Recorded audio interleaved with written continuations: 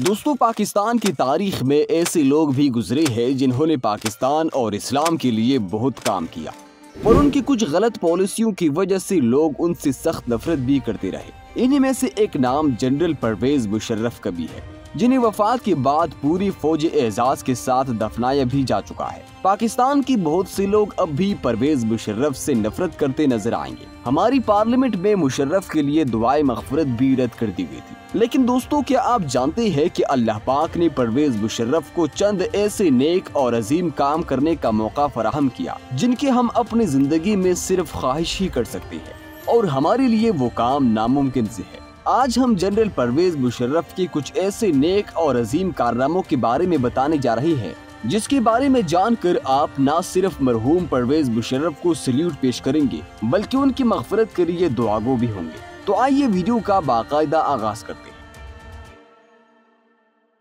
ناظرین، دراصل جنرل پرویز مشرف کے عظیم کارناموں کا آغاز اس وقت ہوتا ہے جب 70 کی دہائی میں 20 نومبر 1979 کو خانہ کعبہ یعنی اللہ پاک کے گھر پر چند دشمنان اسلام نے خانہ کعبہ کے اندر گھس کر قبضہ کر لیا تھا۔ تو یہ پاک فوج کے کمانڈوز اور خاص طور پر پرویز مشرف کی قیادت میں جانے والا فوجی دستہ ہی تھا جنہوں نے خانہ کعبہ کو بغیر کسی آنچ آئے بحفاظت دشمنان اسلام سے بازیاب کروا لیا تھا۔ اس پورے واقعے اور عظیم کارنامے کے دوران پرویز مشرف کا کردار انتہائی اہم تھا۔ ناظرین، جب 20 نومبر 1979 کو امام مہدی ہونے کا دعویٰ کرنے والے محمد القحطانی کے علاوہ اس کے قریبی ساتھی اور اس کی 400 سے زائد لوگوں نے نماز فجر کے بعد خانہ کعبہ میں موجود مسجد پر حملہ کر کے خانہ کعبہ اور خانہ کعبہ میں موجود تمام نمازیوں اور ہزاروں عبادت گزاروں کو اپنے قبضے میں کر لیا۔ ان کا یہ دعویٰ تھا کہ ہمارے ساتھی محمد القحطانی نعوذ باللہ امام مہدی ہے، اور تمام عالم اسلام پر یہ فرض ہو گیا ہے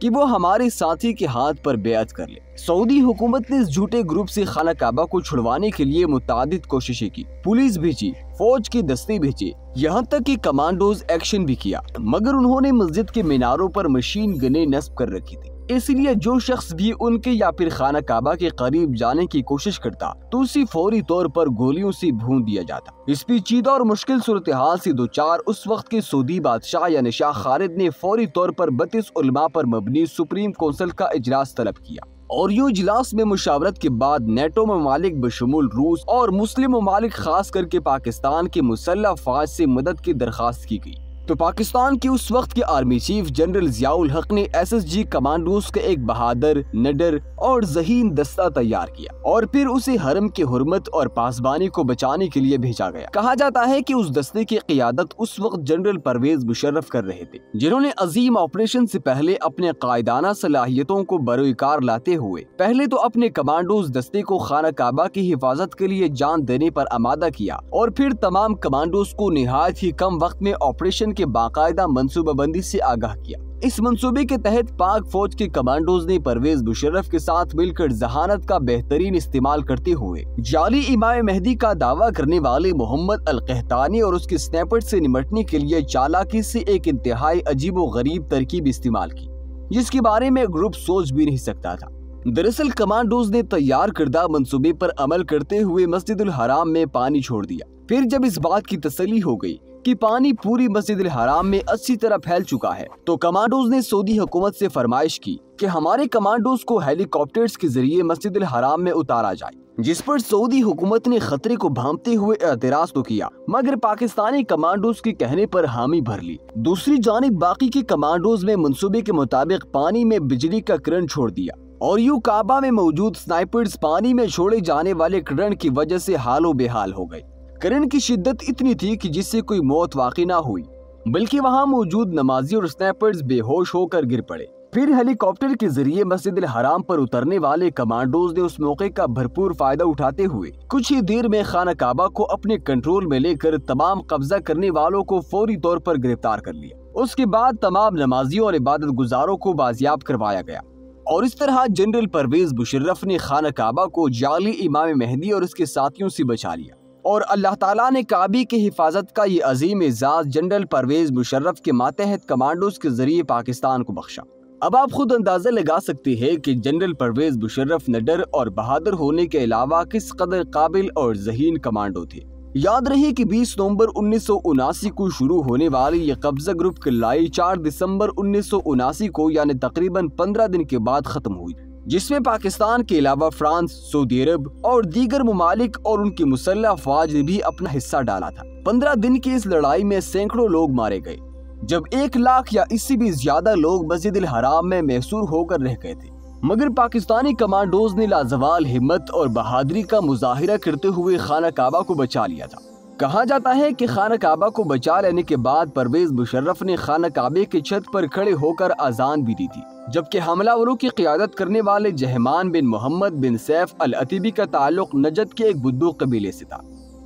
دوستو، اس کے باوجود بہت سے لوگ ایسے بھی ہیں جو آج بھی یہ کہتے ہوئے دکھائی دیتے ہیں کہ جنرل پرویز مشرف نے ایسا کچھ نہیں کیا تھا۔ ان لوگوں کے مطابق اس آپریشن میں صرف 3 فرانسیسی کمانڈوز نے حصہ لیا تھا۔ اگر اس بات کو درست مان لیا جائے تو مانا کہ جنرل پرویز مشرف نے اس آپریشن میں حصہ نہیں لیا ہوگا، مگر یہ کہنا کہ 500 لوگوں پر صرف 3 فرانسیسی کمانڈوز نے قابو پا لیا تو یہ اپنے آپ میں ایک مذاق لگتا ہے۔ خیر، اس واقعے کی حقیقت کیا ہے یہ تو اللہ پاک ہی بہتر جانتا ہے۔ آخر میں خاص طور پر ان لوگوں کے لیے جنرل پرویز مشرف کے ان کارناموں کی طرف توجہ کروانا چاہتا ہوں جو پاکستان کی تاریخ کا حصہ ہے، جیسے کہ جنرل پرویز مشرف نے 1961 میں آرمی میں بھرتی ہو جانے کی صرف 4 سال بعد اپنی زندگی کا ایک اہم ترین کارنامہ سر انجام دیا، جس کے مطابق انہوں نے 1965 کی جنگ میں اپنی جان ہتھیلی پر رکھ کر گولہ باری کے دوران فرنٹ لائن پر لڑتے ہوئے نہ صرف اپنے ازلی دشمن کے لاہور کے جم خانے میں آ کر چائے پینے کی شدید خواہش کو ناکام بنایا، بلکہ اپنے سپاہیوں کے ہمراہ دشمن فوج کی ہر چال کو ناکام بنا کر انہیں ناکو چنے چبوائے۔ تبھی تو جنرل پرویز مشرف کو جنگ میں بہادری سے لڑنے پر اعزازی سند سے بھی نوازا گیا تھا، جو ان کی بہادری، نڈر اور محب وطن ہونے کا لازوال ثبوت ہے۔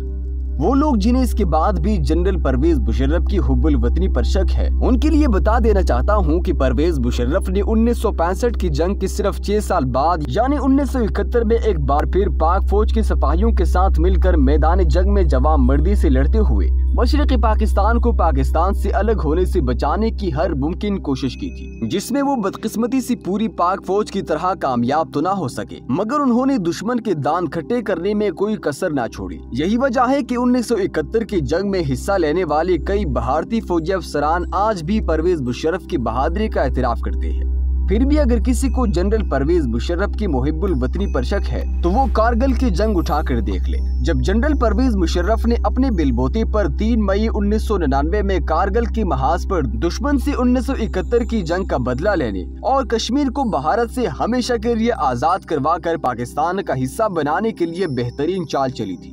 مگر افسوس کہ اس وقت کے وزیر اعظم نواز شریف نے امریکہ اور دنیا کی دوسرے ممالک کے کہنے پر سرنڈر کرتے ہوئے پاک فوج کو ہتھیار ڈال کر واپس آنے کا حکم دے دیا تھا، اور یوں جنرل پرویز مشرف کا 71 کی جنگ کا بدلہ لینے اور بھارت کو کارگل کے محاذ پر دبوچ کر کشمیر کو آزاد کروانے کا سنہری خواب ادھورا ہی رہ گیا تھا۔ اب پرویز مشرف غدار وطن تھے یا محب وطن، اس بات کا تعین آپ نے خود کرنا ہے۔ ہم دعا کرتے ہیں کہ اللہ تعالیٰ پرویز مشرف کی مغفرت فرمائے، آمین ثم آمین۔ جی تو دوستو، آج کی ویڈیو بس یہی تک تھی۔ امید کرتے ہیں کہ آپ کو آج کی یہ ویڈیو بھی پسند آئی ہوگی۔ اگر آپ کو یہ ویڈیو پسند آئی ہے تو اس کو زیادہ سے زیادہ شیئر کیجیے اور اس طرح کی مزید ویڈیوز دیکھنے کے لیے ہمارے چینل کو سبسکرائب کر دیں۔